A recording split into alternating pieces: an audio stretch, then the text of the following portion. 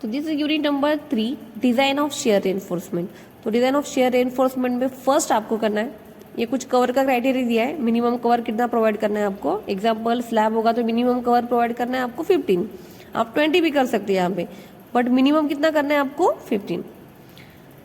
One numerical will be compulsory ask on development length, ठीक है। तो 3 क्राइटेरिया है। फॉर माइल्ड स्टील अगर आपको डेवलपमेंट लेंथ फाइंड करनी तो ये फॉर्मूला यूज करना है। फॉर टेंशन के लिए just divide by 1.6, for compression divide by 1.6 into 1.25।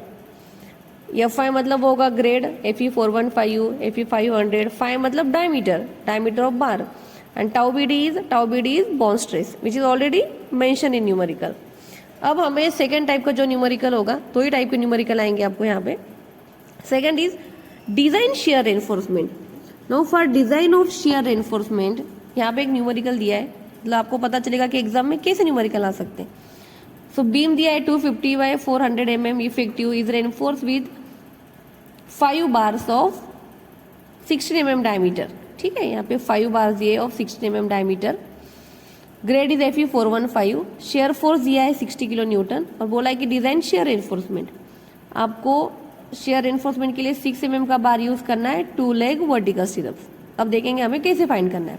Now और क्या गिवन है यहाँ पे, B/D that is size of beam, ठीक है। ये D क्या होगा, D is effective depth, already mention है यहाँ पे। कभी कभी एग्जाम में क्या होगा कि overall depth is mention, overall अगर डेप्थ D है तो आपको क्या करना है, स्मॉल d फाइंड करना है, that is D minus cover minus 5/2 और D minus effective cover, but यहाँ पे ऑलरेडी मेंशन है तो फाइंड करने की जरूरत नहीं है आपको। अब AST फाइंड करेंगे, कितने बार्स हुए यहाँ पे, 5 बार यूज किए 16 mm डायमीटर के, तो π/4 D² into number of bars. Third step is find PT percentage. तो PT परसेंट कैसे फाइंड करोगे, ऑलरेडी AST फाइंड किया है, divide by size of beam into 100, ये आंसर मिल जाएगा आपको 0.60। अब यहाँ पे फाइंड करना है हमें फैक्टर लोड। फैक्टर लोड का मतलब ही होता है कि शेयर फोर्स, ऑलरेडी यहाँ पे क्या मेंशन है, shear force is 60 kilo Newton, but कभी कभी क्या होता है शेयर फोर्स की जगह पे, हाँ सपोज यहाँ पे अगर मेंशन होगा फैक्टर्ड शेयर फोर्स, फैक्टर्ड का मतलब है आपको यहाँ पे मल्टीप्लाई नहीं करना है 1.5 से, ठीक है। अगर फैक्टर दिया है, अल्टीमेट दिया है तो डोंट मल्टीप्लाई बाय 1.5, बट यहाँ पे नॉर्मल शेयर फोर्स दिया है, so multiply by 1.5। If shear force is not given and size of beam is given, कभी कभी क्या होता है कि शेयर फोर्स नहीं दिया होता है, तो वहाँ पे क्या मेंशन होगा कि beam is given, beam is having the length of 5 metre, load of 6 kilo newton per metre. तो हम ये क्या करेंगे, यहाँ पे हमें VU फाइंड करना है। शेयर फोर्स का मतलब ही क्या होता है, शेयर का मतलब होता है रिएक्शन RA, तो यहाँ पे आप क्या फाइंड करोगे RA, तो कैसे फाइंड करेंगे हम, 6 मल्टीप्लाई बाय 5, तो कितना आंसर होगा 30, तो RA लेगा 15 और RB का लोड होगा 15, मतलब आपका VU क्या बन जाएगा 15 multiply by RA, sorry 1.5 multiply by 15, ये होगा आपका VU। ये कब यूज करना है हमें, सपोज यहाँ पे दिया होगा कि beam is having the length of 5 metre and point product हो रहा है 10 किलो न्यूटन का, ठीक है। तो आपको पता है RA RB कितना होगा 5, और VU मतलब क्या होगा 1.5 इंटू दैट पर्टिकुलर लोड। अगर अल्टीमेट मेंशन नहीं किया है, अगर अल्टीमेट लोड आ रहा है इसके ऊपर तो आपको 1.5 से मल्टीप्लाई करने की जरूरत नहीं है। नेक्स्ट हमें क्या फाइंड करना है, टाउ वी मतलब क्या होगा जी VU divide by BD। Now next, अब क्या हमें क्या कैलकुलेट करना है यहाँ पे, टाउ C। बहुत सारे न्यूमेरिकल में क्या होता है, tau C is already given, ठीक है, टाउ C क्या होगा गिवन होगा, बट अगर टाउ C नहीं दिया है तो एक टेबल दिया होगा आपको, तो टेबल में यहाँ पे क्या करना है आपको, हमें PT, अभी हमारा PT का आंसर कितना आया था, PT का आंसर आया हमारा 0.6, मतलब ये PT कहाँ पे आएगा 0.5 और 0.75 के बीच में आ रहा है 0.6, ये होगा हमारा PT। अब उसके लिए हमें क्या फाइंड करना है, टाउ C, उसके लिए एक सिंपल इंटरपोलेशन करना है आपको, ठीक है।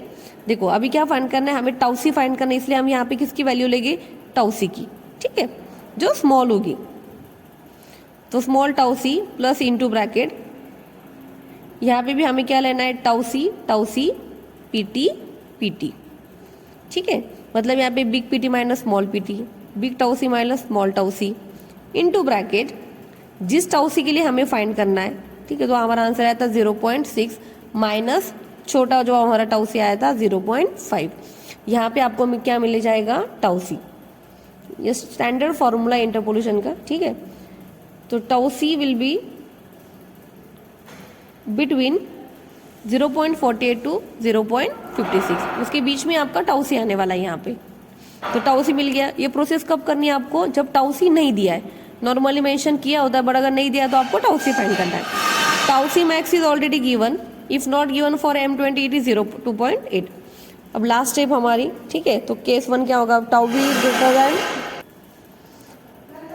Greater than tau C, tau is greater than tau C, ठीक है।